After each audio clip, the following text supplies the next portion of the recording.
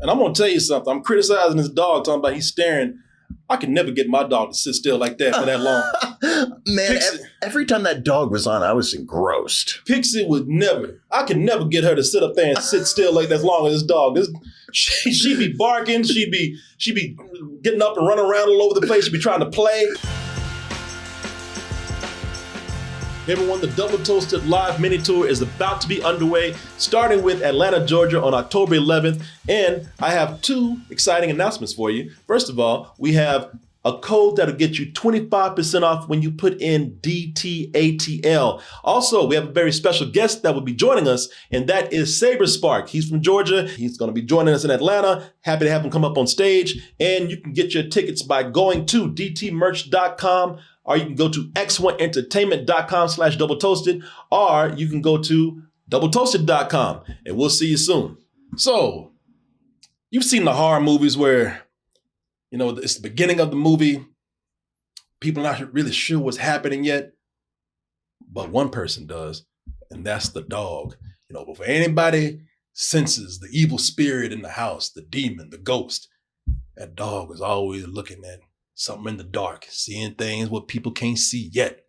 And then they just forget about the dog and move on to the stupid ass humans who ain't got sense enough to move the house. You know, but the dog always senses it first.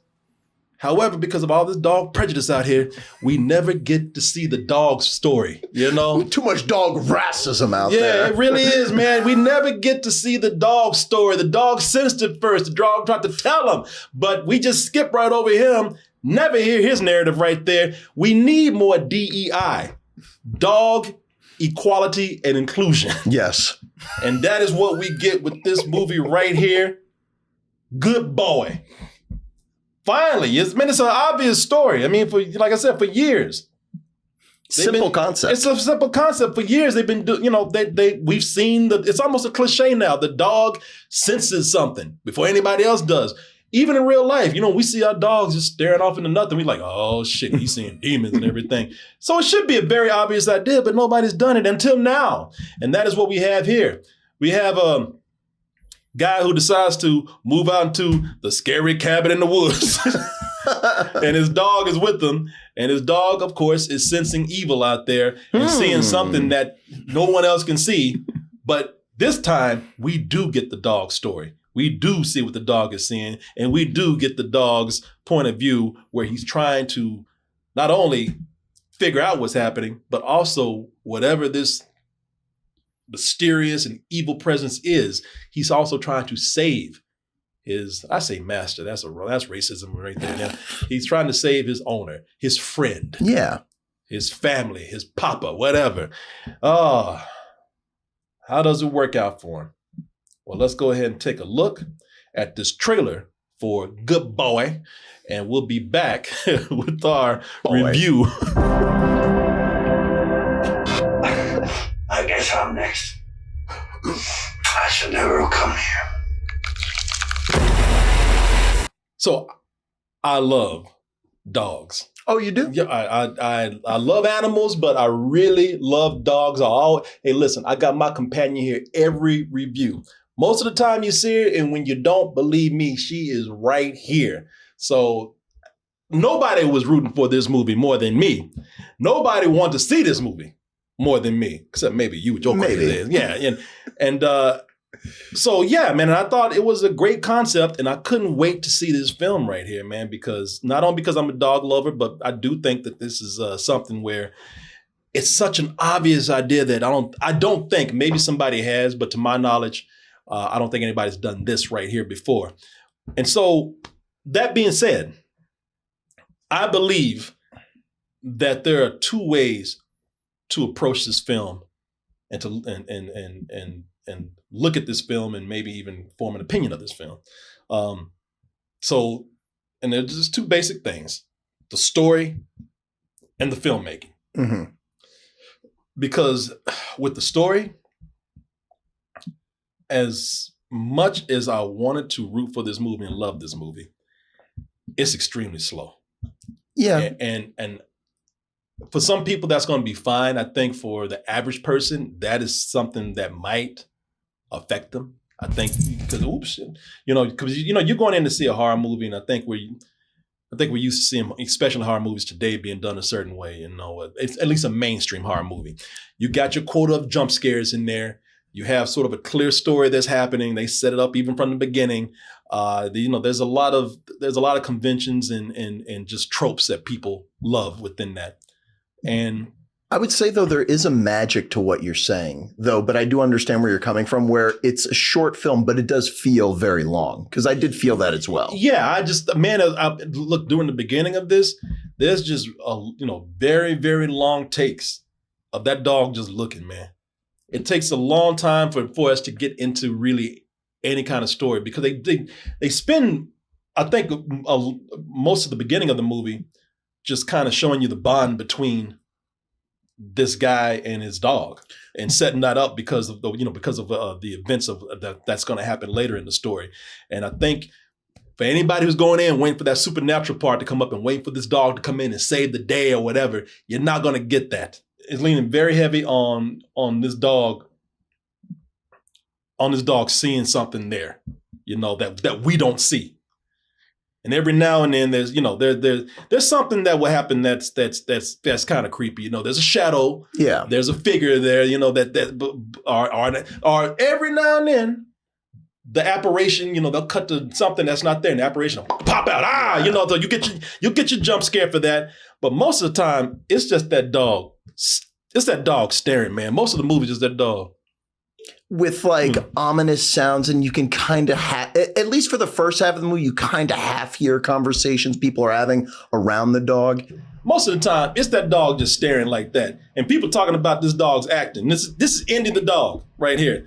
Well-trained dog, lovable dog, cute dog, man. But everybody's acting like this dog is the damn Denzel or Daniel Day-Lewis of our dog actors out there. They act like this dog gonna make history as the first dog to win the Academy Award right here. I'm for it. Listen, I'll talk about this in a little while as far as the filmmaking goes, but sometimes you can tell it's just somebody off camera looking at the dog with a toy or a damn treat in their hand, the dog just staring at that. I know they want to say this dog is emoting, but a lot of times it ain't like the dog is Lassie or Benji or anything like that, or whatever dog we got today. The dog does a lot of looking, and that is it. I think for me, I found it to work because this dog has this look of being afraid the whole time. And I can see what you're saying, but it worked for me. A lot of staring leads to a lot of long takes, a lot of long silence, and I think that it just slows this movie down to where for a lot of the first half, I was trying to say, I love this premise. I want this dog to win. I want to be behind this dog right here. But I fought that word. Bored. Oh. I fought that word. I was like, I'm bored. I'm bored for a part of this, man. I was thinking that while I was watching this. I was like, man, this reminds me of Skinamarink, a movie that everyone hates except for me. Yeah. Because it's very quiet, it's dark, and it's shots of walls. Well, let me tell you why I think there's a lot of staring and slow takes and whatnot. Because, man, this movie it's an independent film. It's on an extremely low budget, this movie right here. So you can tell the story is written around the limited resources that they have. And I'm going to talk about the filmmaking a lot in a little bit, but let's just stick with the story right now. Mm-hmm. So they the things they got a dog, they got a creepy house with a spooky basement. They got a water hose to make rain with. They got a small cast, 5 people tops. Yeah. Most of them have very limited screen time, and one of them is just a voice most of the time, really. Yeah, and you don't really see anyone's face, clearly. No, you don't.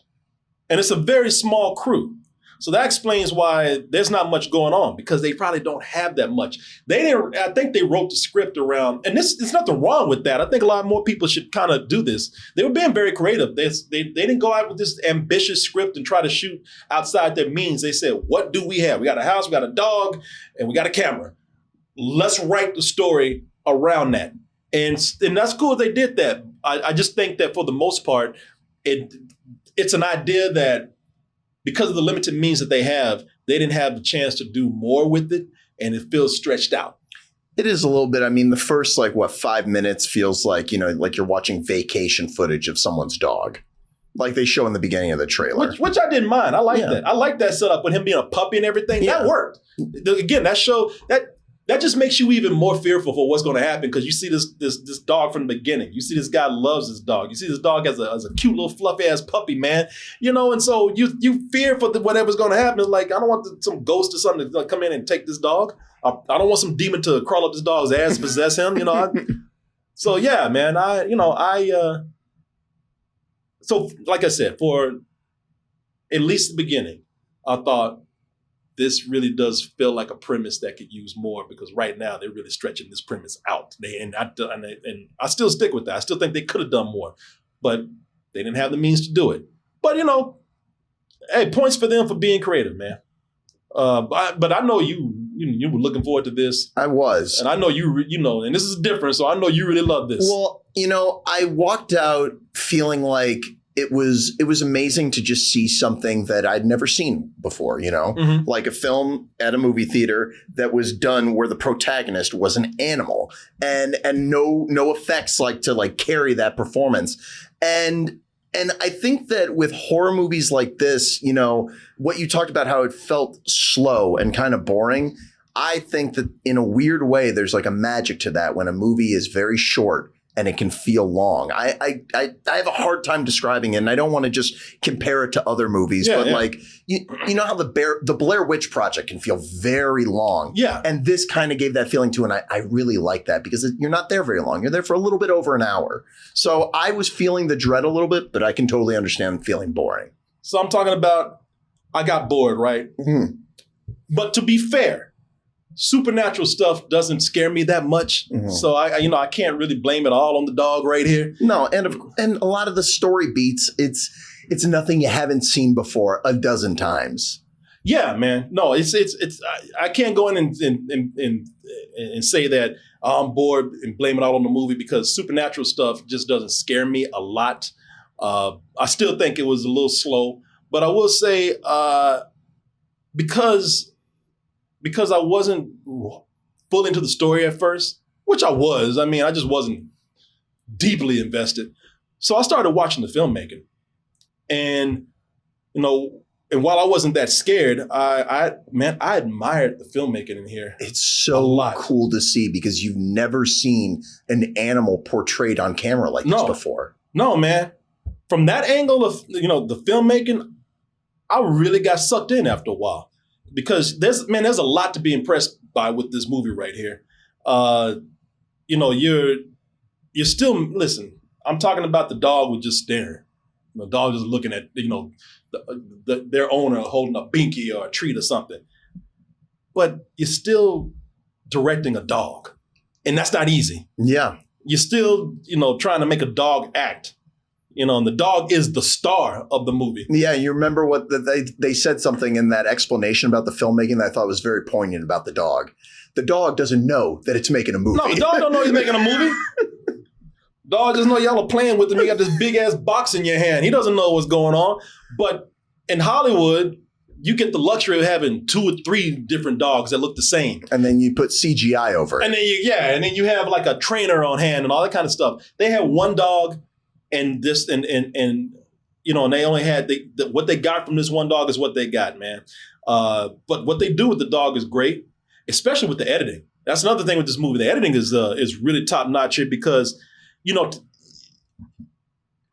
a lot of shots are the dog staring, but you have to do a lot of editing around that in order to get certain reactions or make it seem like the dog is emoting or giving certain reactions. Yeah, to get certain emotions across. Like when they did their behind the scenes feature, they talk about pulling from classic techniques. But it's interesting you're praising the editing because probably my biggest problem with it was there was maybe 1 or 2 editing beats where I was like, what just happened? Yeah. Where I was like, how did this, when I felt like I fell asleep for a split second because like a character like just moves really far and it didn't feel explained. Well, I felt like that was part of the supernatural aspect of it. Yeah, that's what I started to think later on. But, they do some real creative choices with the camera work, man, because since this is from the perspective of the dog, they shoot from the dog's angle a lot. They do a lot of shots that are down low at the dog's level, and especially when they're following the dog. And also when they're following the dog, that means that they don't show a lot of human faces. No. You know, there's a lot of times where you have all these shots and they do all these angles to make sure that you do not see the face of the human, but they do focus on the dog. And like I said, man, you know, you see the dog staring, that's obvious, but the way they edit around it to make the dog like he's reacting to something that is actually kind of scary or spooky or something that is sinister there, they do a good job of that.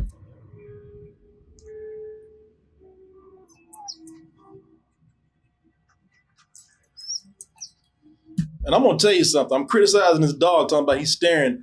I can never get my dog to sit still like that for that long.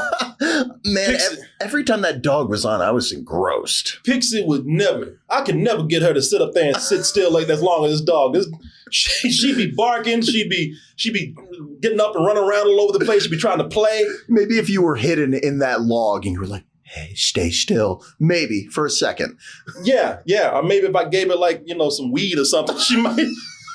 Some catnip. You know, don't let this fool you right here. You know, now if I'd either have to like I would never be able to make her sit down, or I'd have to do a movie about a dog that was like a drug addict or something. Look, this is about as still as it's gonna get. Strung out. If I did a movie about a dog heroin addict, she would be it right here. Requiem for a dog. Yeah. But man, this is but as the story went along, so I'm talking about how I was bored and I'm not scared of the supernatural, but man, as this story went along, I still wasn't like terrified or, you know, completely scared, but it gets creepy. And as I was already engrossed in the filmmaking, but when they got to that second half, that's when the story started pulling me in. Mm-hmm. And I'm gonna tell you why, man, because they do something here that I say a lot of horror movies should take a cue from. Not everything should do this, but they don't tell us a lot. No, it's very mysterious, all the supernatural things that are happening. And you have to listen very carefully. And even then, they're not giving you enough to make the whole picture. No, man, there's, you know, you have to piece everything together yourself. And as we do, the dread doesn't really come from fear. That's one of the great things about this movie. As it goes along, you become less scared, or the dread doesn't come from fear. The dread comes from being kind of sad for this dog, man. It's a really tragic story. You know, for one, I don't want to give away too much or a lot right here, but the owner becomes more aggressive. And that whole thing of where you saw the beginning of the movie where this dog, because this dog knows nothing but love from its owner or his dad or whatever. And as the movie goes along, the owner's like, get the away from me. And you feel bad for the dog that way. But the dog starts to uncover clues. So where let me see. So where you get the human part of the movie where the human starts to get the backstory, the human starts to uncover clues. The human is pretty much the detective in this story. The dog starts uncovering clues. Now, he doesn't always know what he's seeing, but he starts picking up these clues and he starts seeing things that lend itself to whatever this supernatural story is. And instead of being completely scary, the more he finds out what's happening, the more we realize what's happening and putting it together, man, the more tragic it gets. Yeah, and there's still a lot of mystery to what's going on. Like, this isn't just some typical supernatural thing. There are twists on classic things you've seen before. Yeah, man. You know, the supernatural part gets sadder and sadder as we get into it, and we still have to put it together. And now I think that the limited resources here that they have, where before I was bored, and it does take a little while to ramp up, probably too long for me. But where I thought that the limitations that they had was a hindrance, now I'm thinking, man, it's making things interesting here. It's making things really, now things are getting good. Because when you get to it, man, there's things involving, I don't want to say too much, but let's just say there's other animals involved here, and you begin to learn about those backstories, and it's really sad what happens at the end of this. And when it's done, and the movie's only an hour and 10 minutes, so when it's done, they do some short credits. And here's where I really had, or the movie left an impact on me. So after the credits, which you said were very short, the end credits, they do this thing where they go behind the scenes and the director sits there. He tells you, hey, if you came to see this theatrically, we just wanted to give you a little gift and show you what it took to make this movie. And it took them 3 years to make this, man. 400 days of shoot. Yeah, it took them 3 years to shoot this, and they shot it in their home, which is what I'm saying. Where they worked with what they had. They had a nice camera. They shot around their house. They shot when they thought that the dog was wanting to shoot, and it was a passion project for them, man. And for those years, they just shot off and on, and stuck with it, and again worked with the limited resources that they had. And I'm watching it on the big screen.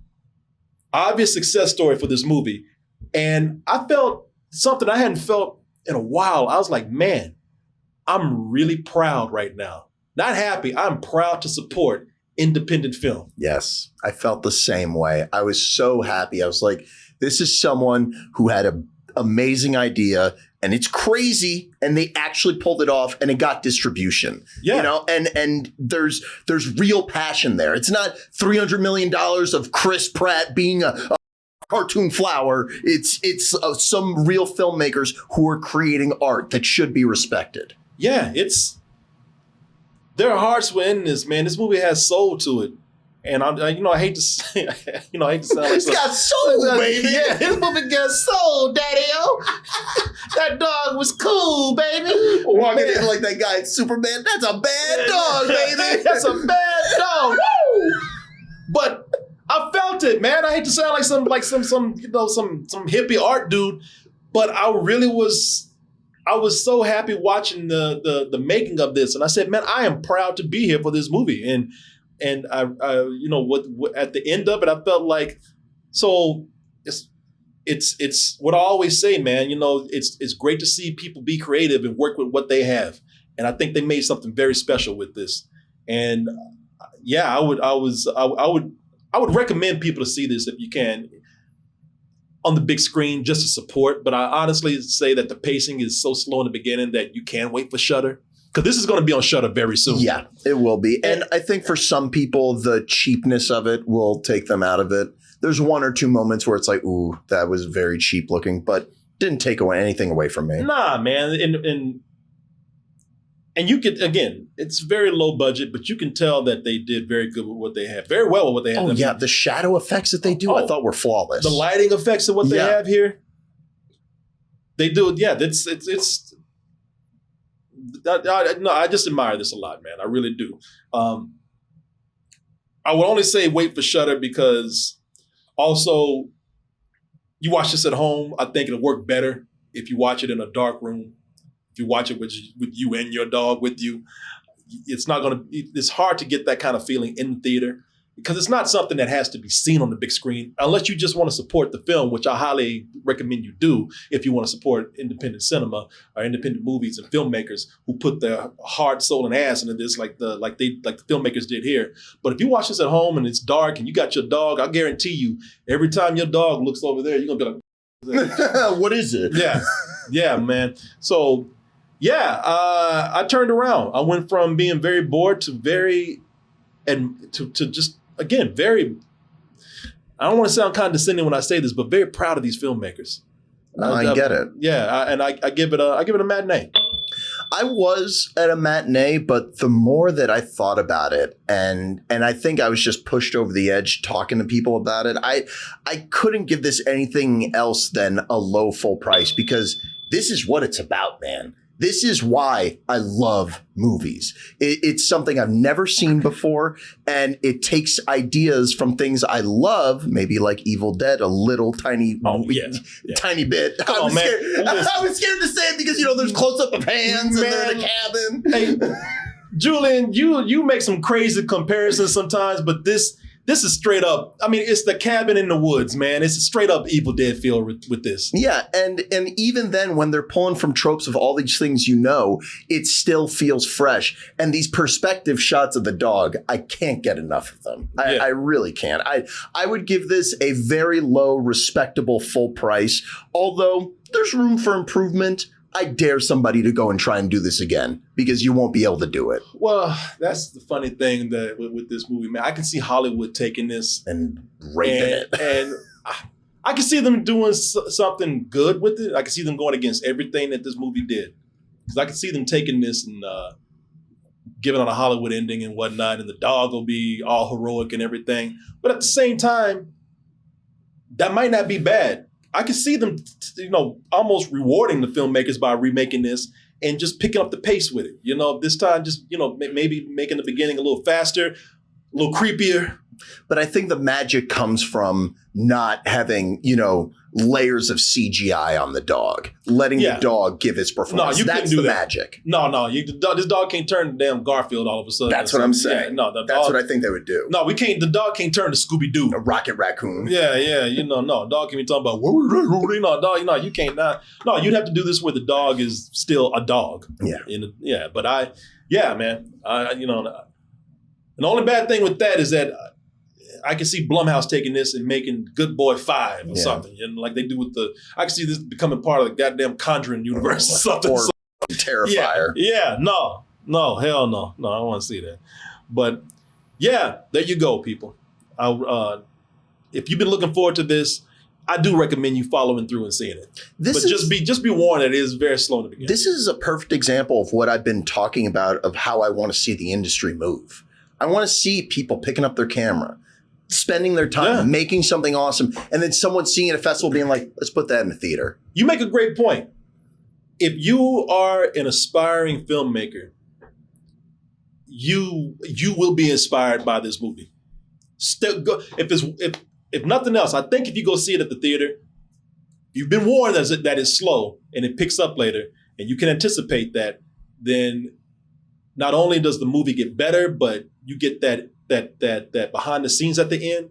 And man, that's very inspiring. It is. Yeah. And listen, it's never been easy to jump into filmmaking right now. They have cameras out there that are cinematic, that are very cheap, relatively. So yeah, you should watch this if you're a filmmaker, an aspiring filmmaker, a student filmmaker. I really haven't felt this, and this. I know you talk. I talk about you exaggerating, but I don't think I felt this inspired by the filmmaking process since early 2000s, man. What do you think was the last thing you saw that you felt that kind of lit that fire in your belly? Blair Witch Project. I thought you might say that, yeah. I was going to say something like El Mariachi, but Blair Witch Project came after that. And I thought, you know what, first of all, Blair Witch Project did freak me out. I love that movie. I do too, and I get why people don't. But I just thought, man, these guys went out there and they did it and they made a phenomenon. And I haven't felt that way since, except for this movie right here. I think another good example, and it's controversial now because it became a big franchise, but what are those ghost movies with the cameras where they're just like set up? Paranormal Activity? Paranormal Activity, yeah. I remember the first time I saw that, I was like, wow, that kind of freaked me out, and it cost $2 to make. Yeah. Really neat. Yeah. Nah, man. I'm very inspired by this, man. So, can't wait to see what this dog's agent books for him next. Dog ain't going nowhere.